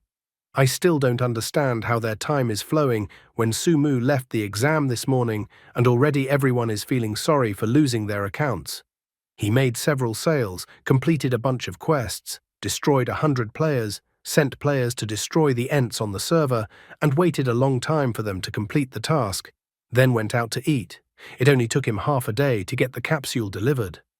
The guy definitely lives in a wonderful world. His skill, speed, and experience would be the envy of battle god Yeshu himself. Players found the situation hopeless. Some complained that they were fed up. The time until the invulnerability mode ended was 15 seconds. Ents would wait for players whose invulnerability would fall off, and then immediately grab them and kill them again. One of the players started complaining about Mu Shen because the player had previously stated that he had a plan. The player called the guy a liar. While watching the enraged Ents, one of the players made the sudden admission that he wouldn't have played the game at all if he knew he would be killed by monsters in the game immediately after resurrection. He was sick of it all, so he decided to quit the game. Some of the players hugged each other, awaiting their fate. One of these players noted that once their 15 seconds of invulnerability ran out, the Ents would destroy them again. Another player noted that they couldn't fight the Ents. He even complained that he had not seen Mu Shen the braggart anywhere, telling him to come out and fight. The players on the other server were watching the carnage on the Sleeping Dragon server. They were terrified at the ease with which the Ents were destroying helpless players. One player was shocked by such a quest and was glad that their server was not experiencing such a brutal massacre. Another player commented that at this rate, there would soon be nothing left of the 818 newbie village, and all players would roll back to level 1. The boss's subordinate pointed out that there were too many Ents, that it would be problematic even for them to complete such a quest. The boss told her to carefully write down all the details of what had happened so that she would be prepared. At that moment, fire rained down from the sky, causing many enraged Ents to rapidly lose their health. One of the players immediately realized that it was a mage skill, Meteor Shower. Another player marveled at how much damage the mage's skill was doing to the Ents. Suddenly, all the Ents previously attacked by the Meteor Shower of fire were instantly frozen, and then the ice began to crack from such temperature fluctuations, and the Ents shattered into ice shards along with the ice. The players were ecstatic that the mage had actually come to save them. They immediately realized that it was Mu Shen, as he had already used a similar skill when he fought Madman War God and the Madman Squad. Mu Shen appeared out of nowhere and explained that he had originally wanted to give the other players a chance to grind. After such an attack, he immediately drank a single bottle of mana replenishment. He stated that he was tired of just sitting around, as he was considered too much of a variable in such a confrontation. The Ents were too many, so Mu Shen once again rushed out to destroy the Ents with his magic flame. He quickly noticed that the level of the Ents was much lower than him, so the Ents' attacks were nothing more than scratches for him. The players were happy that with Mu Shen's appearance, their situation had drastically changed. The hooded player marveled at how powerful Mu Shen's equipment was, that the Ents would literally scatter from him in panic. The blonde man was quick to point out that Mu Shen wasn't even taking serious damage from the Ents, which was even somehow insulting. The third player was ecstatic that he could finally get off the resurrection point. The girl thought Mu Shen was the guy of her dreams and even asked him to date her. Mu Shen encouragingly asked the others not to stand and join him in attacking the Ents. The players who had recently lost all hope of winning were now encouraged by Mu Shen's speeches and actions. One of the players asked the others not to worry as they would quickly resurrect. He told the mages and healers to join the battle and the archers to attack the Ents from above, while the assassins would have to figure it out as the battle progressed. One player from the assassin game class even bemoaned that his game class was the only one that wasn't explained what to do. The players watching the broadcast from various locations were intrigued. Some were wondering if the balance of power had changed and the newcomer village would be able to complete such a difficult quest. Someone was curious about Mu Shen as his attacks were incredibly powerful. Another guy immediately noticed that the morale of the players in the newcomer village was starting to grow stronger. Some were so enthusiastic that they were willing to return to the game to pick up loot for almost nothing. One by one, players decided to re-enter the game server. The newly resurrected players were surprised to find that the resurrection point had been cleared of Ents. Wana was easily able to figure out who had managed to pull something like this off. Hearing one of the players cheerfully shouting that with Mu Shen they were always getting into the thick of things, Wana confirmed her hunch. The purple-haired girl was envious that even though Mu Shen was a mage like her, she didn't have as much damage as the guy. The other girl was curious about the plan of action that Wana was up to because they had already lost too much experience. Wana didn't waver, deciding that they should head out to beat the experience out of the Ents back. Meanwhile, on the battlefield, Mu Shen told everyone to prepare for battle and for the supports to apply buffs. The mage and warrior were immediately given Spiritual Shield and Art of Light. Spiritual Shield casts a spell shield on an ally that absorbs 30% of damage. Art of Light increases the ally's spiritual energy and increases the damage of their magic attacks by 10%. Wana announced to the boy that her group had also joined the battle. The girl announced that the supports could send back an invitation to join her guild. She believed that this way they would all be able to fight more effectively together. Mu Shen took the center position at the front line and then told all the mages and archers to listen to his command. He immediately commanded the mages and archers to attack, so a lot of arrows and various magic attacks rushed towards the Ents. The guy took full command, telling the low-level players to support each other and that the players should not dare to die. According to his plan, the warriors were to attack the first ranks of the Ents, and the assassins were to finish off the Ents. Many players who were not in the game watched the broadcast in amazement. They were surprised that 818 Village was fighting back on such a difficult quest. One of the players didn't understand where Mu Shen even came from. Another player noted that Mu Shen had just been able to free the resurrection points from the Ents, which was an important progression in the quest. However, the guy still couldn't believe that newcomer Village 818 would be able to handle a special quest. Watching the game from his phone, Madman Wargod was surprised that Mu Shen seemed to be able to turn the tide. He even wanted to call the Madman group back into the game, but he still didn't see the point after they had died so many times in the game. In the end, he couldn't hold back and told his Madman group to return to the game. Madman Wargod was already thinking about profiting. After all, you could get 100 experience points for killing a demon and 20 experience points for assists. He was about to enter the game to take advantage of the opportunity. Meanwhile, at Liguo Visa Area Research Institute, the head of this institution was not impressed with the quest Tree God's Revenge because he expected this quest to be incredibly cool. He told Johnson to analyze the data on newcomer village number 818 from the Sleeping Dragon server belonging to the Xia state. He also told his men to also go destroy the Ents to also trigger the Tree God's Revenge quest. Johnson tried to dissuade the boss by reminding him that the quest was quite difficult and their average level 3, so they would definitely fail. Johnson believed that Xia had Mu Shen, and besides, they didn't know by what means Mu Shen had gotten such power at the start, because his strength was unthinkable. Nevertheless, the superior was surprised that they wouldn't be able to accomplish the task at hand. He even told his subordinate to repeat it to him again. The man believed that their nation was number 1 in the world, so they could do what Xia would do, and even better. Johnson had originally wanted to give the soldiers 2 more days to gain experience so they could complete the quest. Starting now was simply unthinkable in Johnson's opinion. However, the boss told him to order the soldiers to start the Tree God's Revenge quest immediately, or else he would have to change the adjutant. Johnson could not disobey the order. At the same time, the players in the newcomer village 818 were jubilant. They had finally managed to chase away the Ents who were currently fleeing the battlefield. Wana was ecstatic because they had managed to win, and following Mu Shen's instructions was the right thing to do. The girl standing next to her was happy that she had managed to regain all the experience she had lost and had now reached level 4. Another player was able to rise to the 5th level. As such, he began to praise Mu Shen. However, at the moment of the player's greatest jubilation, a frightening scream was heard in newcomer village 818. The players couldn't realize what the frightening shriek was. Only Mu Shen was preparing for the next stage of the special quest. Right after the scream, players could see the boss of this quest, Demonic Ent. He commanded the pitiful humans to become his food. Demonic Ent was the sole lord of Green Bay Forest. He had previously been a friend of the humans, but in his quest for more power, he had taken the power of an evil demon and allowed these creatures to rule over his territory, becoming one of the main culprits of the demonic invasion. He had a critical damage chance of 50%, control resistance of 50%, and it couldn't be thrown in the air. Skills, Entanglement, Revive.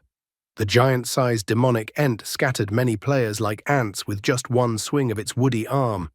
The players called out for help, unable to resist such a powerful creature. Wana only had time to notice that the demonic Ent was attacking again. Reflexively covering her face with her hands, she realized that she wouldn't be able to dodge the demonic Ent's tree arm. The demonic Ent struck with his hand with incredible strength, easily destroying all the players who were caught in his attack. However, after grabbing the girl under the girl's arm with his left hand, Mu Shen jumped aside with her, dodging the demonic Ent's attack. He told the girl to be careful, and the girl, with an incredibly red face, thanked the guy for saving her. Mu Shen had time to notice that the demonic Ent's attack was directed at him. He even began to ponder over whether his identity as a person who had returned in time was not very noticeable. The surviving archers and mages continued to attack the boss as long as they had strength. However, rather quickly, panic began to overtake them. The guy thought that the boss's stats were too high. The hooded guy also noticed that the boss had 30,000 health points and also had a control skill, Entanglement, and a recovery skill, Revive. He just couldn't figure out how to fight the boss. The girl, on the other hand, was more intimidated by the huge attack radius and attack power, as well as the critical damage of the boss.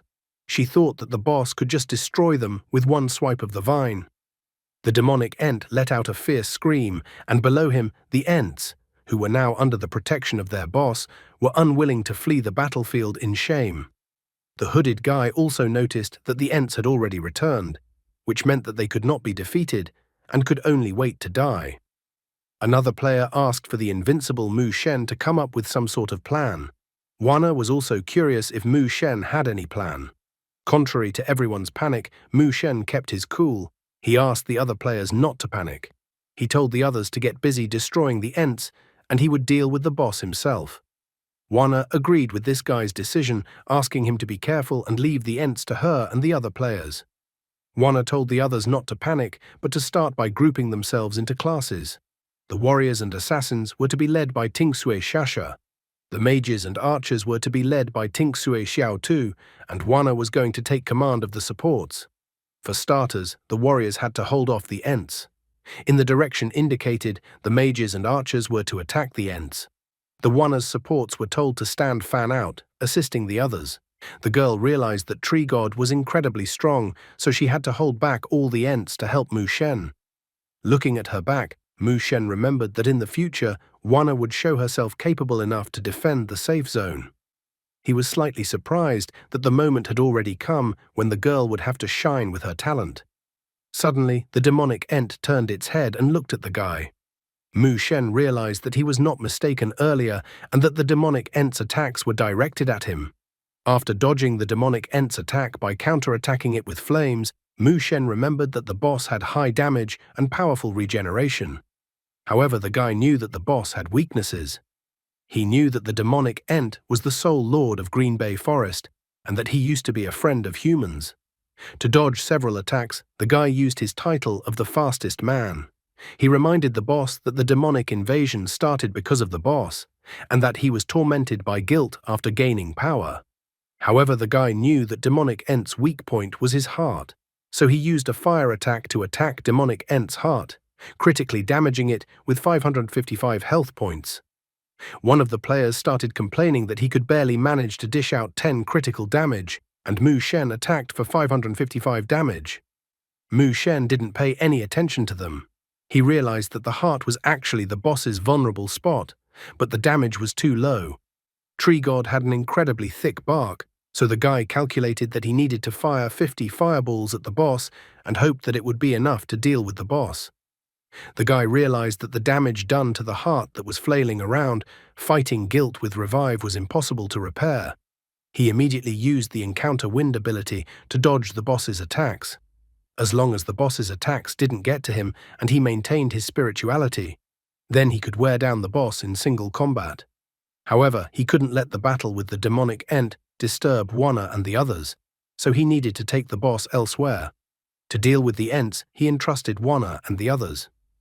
The girl was like a skillful leader, taking all responsibility and control. She ordered some of the supports to go to the resurrection point, as well as all the supports to heal players and apply buffs.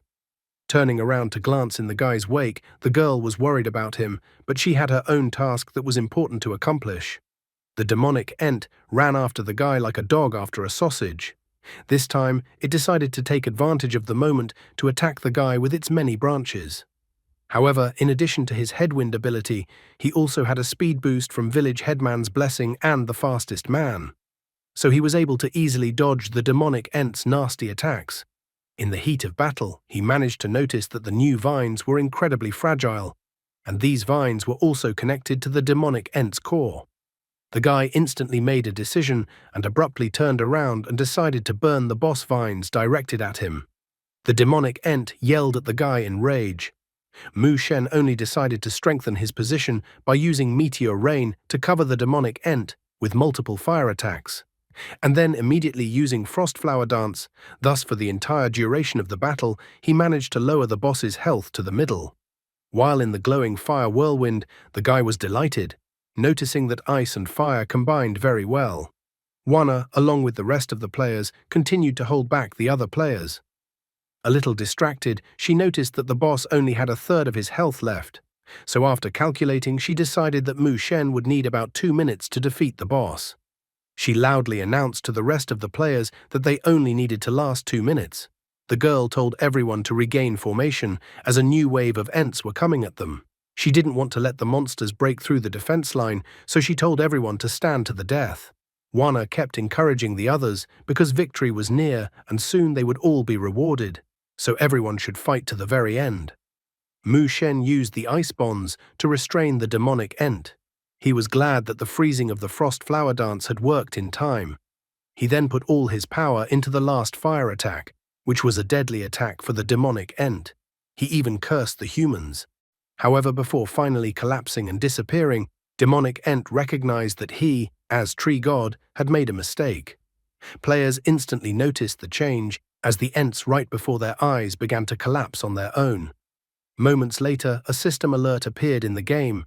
The game congratulated Mu Shen of the newcomer Village 818 of the Jia State's Sleeping Dragon server for killing the boss and completing the Tree God's Revenge global event. The guy received an exclusive personal reward. Mu Shen is a real cheater, being able to deal with the boss with such ease. Immediately after killing the boss, the game congratulated all players of newcomer Village 818 for facing Tree God's Revenge and successfully defending the village. The game also announced that all players who participated in killing the boss would be given a reward of 200 potential points, 10,000 gold coins, and 100,000 experience points. All the players who participated in the battle were ecstatic that they were able to complete such a difficult quest. They praised Mu Shen as well as themselves that they had managed to do the impossible after all. Wanna was also happy that Mu Shen had succeeded in his task after all. The players who watched the broadcast of the event at Newcomer Village 818 were surprised. They were surprised that Mu Shen was able to kill the boss alone for the first time in the world, which was incredibly cool. The spectators also noted that all the players who participated in the village defense received 200 potential points each. With this amount of potential points, players were able to raise their in-game performance by 2 times. In addition, the game gave the player 10,000 gold for each player, so now these players were real rich. Meanwhile, in the Apocalypse Games chat room, arguments were raging. Han Temple was complaining to the other players that his world had collapsed. He was on the same server but in a different rookie village, so it was impossible to understand how there could be such a difference between them. Sui Shanhei was jealous of the other players because they had gained 100,000 experience, and he wasn't sure if he could gain 100,000 experience in the entire game. Xiang of Yanting was already afraid that the players from newcomer village 818 would be incredibly cruel when they reached the 10th level. The leader of the nation couldn't hide his disappointment. He pointed out that although they were playing the same game, the mechanics were different. The leader of the nation was incredibly jealous of the players from newcomer village 818. Mu Shen finally obtained the life tree essence, so he had all the materials to activate the death god bone. At the same moment, he glowed as he reached level 9, which the game congratulated him on. Looking into his inventory, he was about to activate the death god bone. He couldn't wait to find out what the secret of the death god bone was. He told the death god bone to activate. In order to activate the death god bone, the following had to be absorbed: 3,000 dried blood, 3,000 mummy belts, and the essence of the tree of life. The death god arm bone was enveloped by a purple aura as the process of absorbing the necessary game items began. Once the activation progress of the death god bone reached 2%, everything around the guy glowed with a purple aura. He was even slightly startled as he found that he couldn't even move.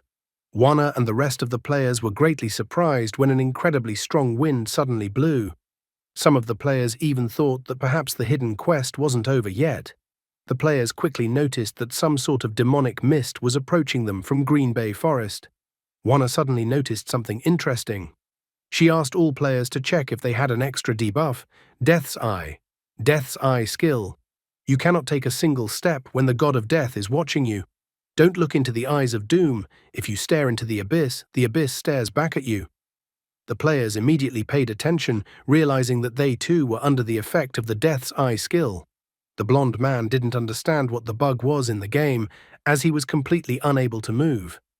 The hooded guy felt fear because of his inability to move. At this moment, he wanted to quit the game very badly. However, immediately, they heard the voice of reason. Wana asked all the players to calm down and not do anything rash. Suddenly, there was once again a strong wind blowing towards them, which they were not prepared for. Their entire vision was enveloped in darkness. Ting Sui Xiao too began to complain that she couldn't see anything at all. Ting Sui Shasha didn't understand why her health reserve was rapidly decreasing.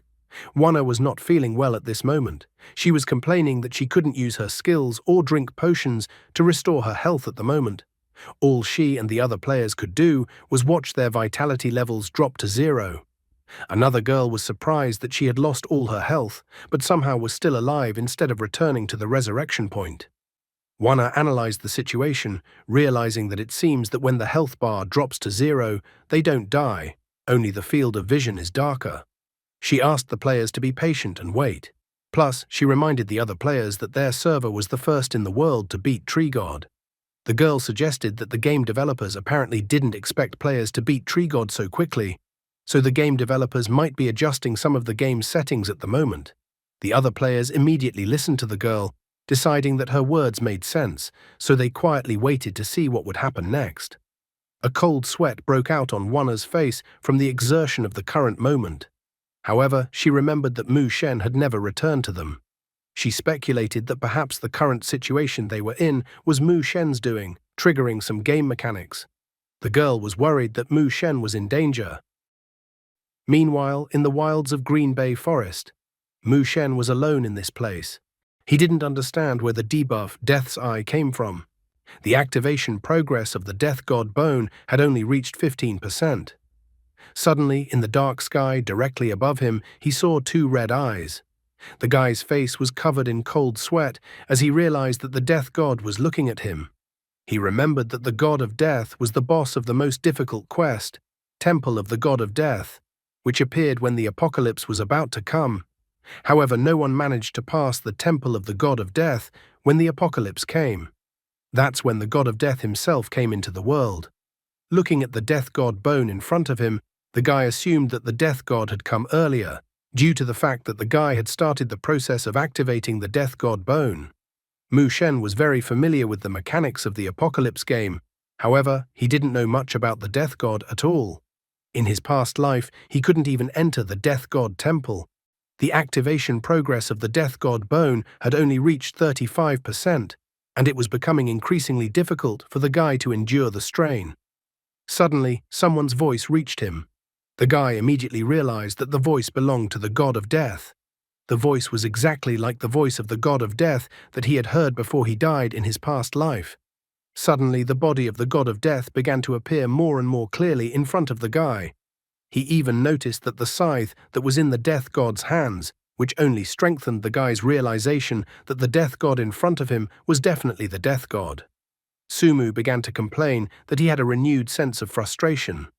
After all, he had just been reborn, just started his new path, and now his path might be coming to an end. The guy remembered how he had died in his previous life. He was so disappointed that he can't even move before his death. The activation progress of the Death God bone had only reached 65%. When light comes, darkness goes. When darkness comes, the gods have fallen, and death holds the sky in its hands. The God of Death asked the guy if he wanted to live. If the guy wanted to live, he would give him another chance. The God of Death told the guy to join the Temple of Death.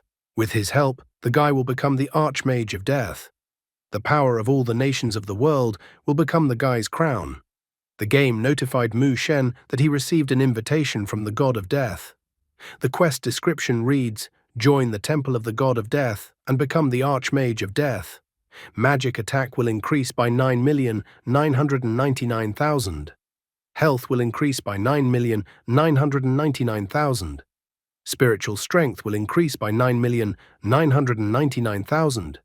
Defense will increase by 9,999,000. Speed will increase by 9,999,000.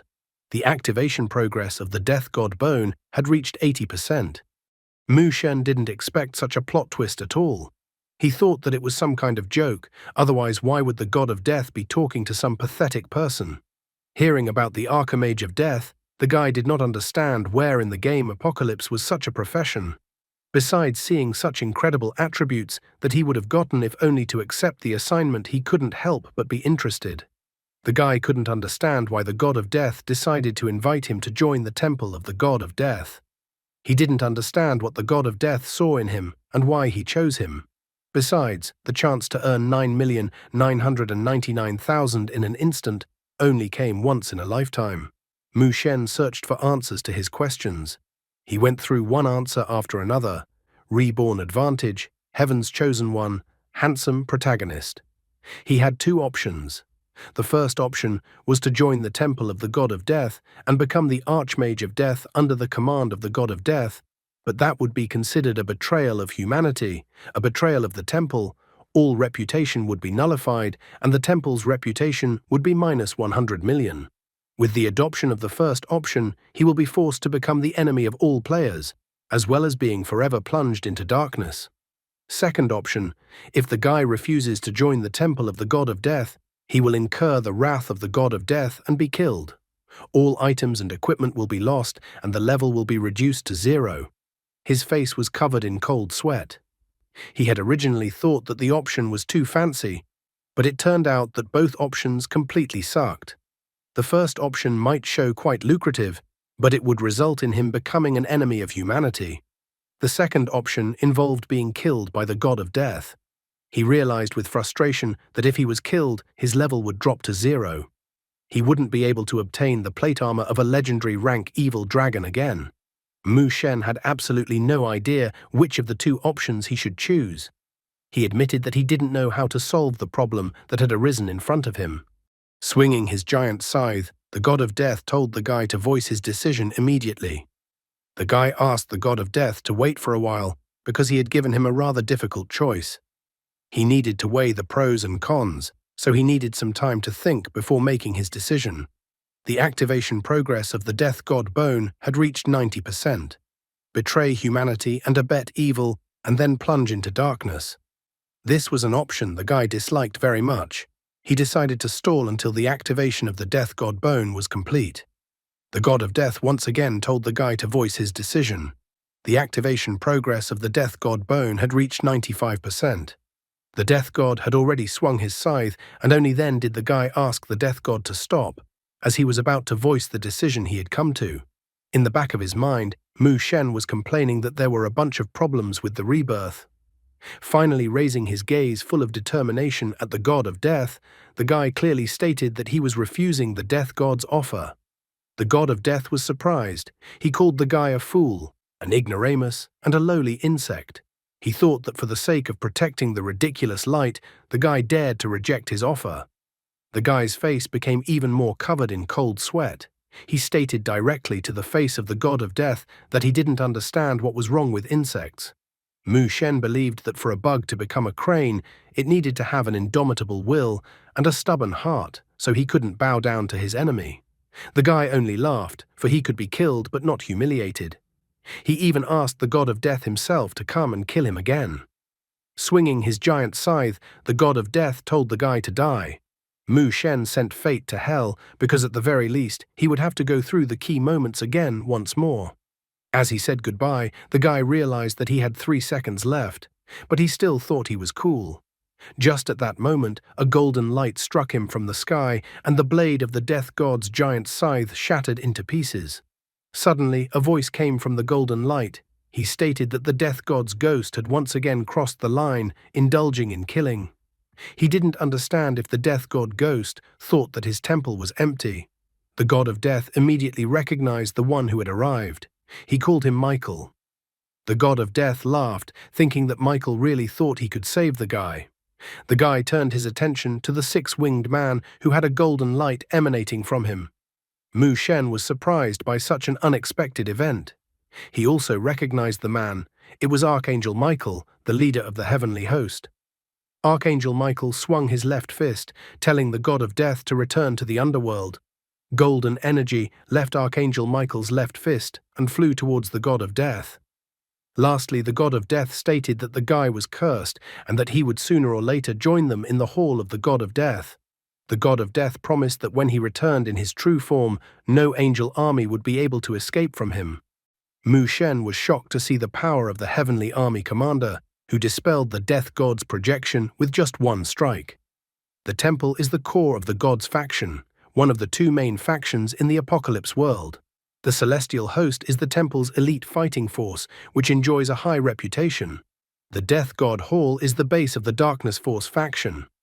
The guy's face became even more covered in cold sweat as he realized the situation. By activating the death god bone, not only had he attracted the death god's projection, but he had also summoned an important character like Archangel Michael. Archangel Michael declared that the guy had made the right choice. Only now did the guy notice that his body could move again. Mu Shen knows something about manners of propriety, so he immediately rushed to say hello to Archangel Michael. The guy had absolutely no idea how to greet Archangel Michael normally. He had never interacted with an NPC of this level in his past life. At this moment, the activation progress of the Death God Bone reached 100%. The guy was worried that the Death God Bone's activation time had ended so abruptly. He didn't want something to happen right in front of Archangel Michael. Archangel Michael stated that the guy's choice deserved the temple's praise. He noted that if the guy could complete his challenge, he would grant the guy the title of Temple Mage. The game's system notification immediately appeared in front of the guy. Michael's first trial stated that the guy had to defeat 10,000 demonic monsters of level 10 or higher. In addition, he had to destroy the god-killer asteroid Apophis and defeat the demonic giant Fu Shi in order to activate Michael's second trial. After hearing that it was possible to obtain the title of Temple Mage, Mu Shen was shocked, for this title was incredibly cool. The title of Temple Mage was still useful even at the 100th level, and it was also the only way to obtain a hidden quest from the temple. Mu Shen announced that he was ready to accept Michael's challenge. Archangel Michael decided to reward the guy and give him the trophy he had gotten from the demon. He hoped that the guy would successfully complete the test, and they would meet again in the temple. A shining necklace appeared in front of the lad. Examining the necklace he received, the lad was once again incredibly surprised. In his hands was the evil dragon necklace. According to the description of the necklace, legend has it that each link of the necklace is made from the bones of the evil dragon. Flying upwards, Archangel Michael wished the guy to gain more power in his journey. Lastly, Archangel Michael wished the guy to be illuminated by the light of the apocalypse. Mu Shen clutched the evil dragon necklace in his left hand, plus he already had a legendary ranked evil dragon plate armor. The guy was incredibly excited. Among the top players in his past life, only one player had such a set of armor, and that player was invincible. Mu Shen was so happy that he was able to get the necklace from the set, because it was an incredible luck. If he could refine the necklace to legendary quality, he would simply be invincible. In addition, if there is a necklace, it means that there are other things from the set waiting for him in the future. After collecting all the items from the set, he would definitely become invincible. The guy was so surprised and overjoyed that he thought for a second that his heart was about to stop. He decided to put the necklace away in his inventory for now, and he was going to take the time to evaluate the characteristics of the necklace later. Now he couldn't wait to see what the Death God bone, which had almost caused him to go to rebirth again, was like after activation. The game reported that the Death God bone was successfully activated, so the guy gets 1,000 potential points. Death God's bone was successfully activated, so the guy also received a special skill, the Hand of Death God of level 1. Hand of the God of Death level 1. The damage of all of the guy's skills is increased by 100% and stacks with critical damage. Not instantly consumed, and the effect lasts 1 minute with a cooldown of 30 minutes. Mu Shen was thrilled with the benefits of his new skill. After all, it meant that as long as he used the Hand of the God of Death skill, all attacks would deal double damage for a minute, and triggering critical damage would deal 4 times the damage. Furthermore, usually Apocalypse can only level up special skills after the player's 100th level. The level of the Hand of the God of Death could be upgraded without any such conditions. The guy was almost crying already, as he had obtained simply unbelievable capabilities.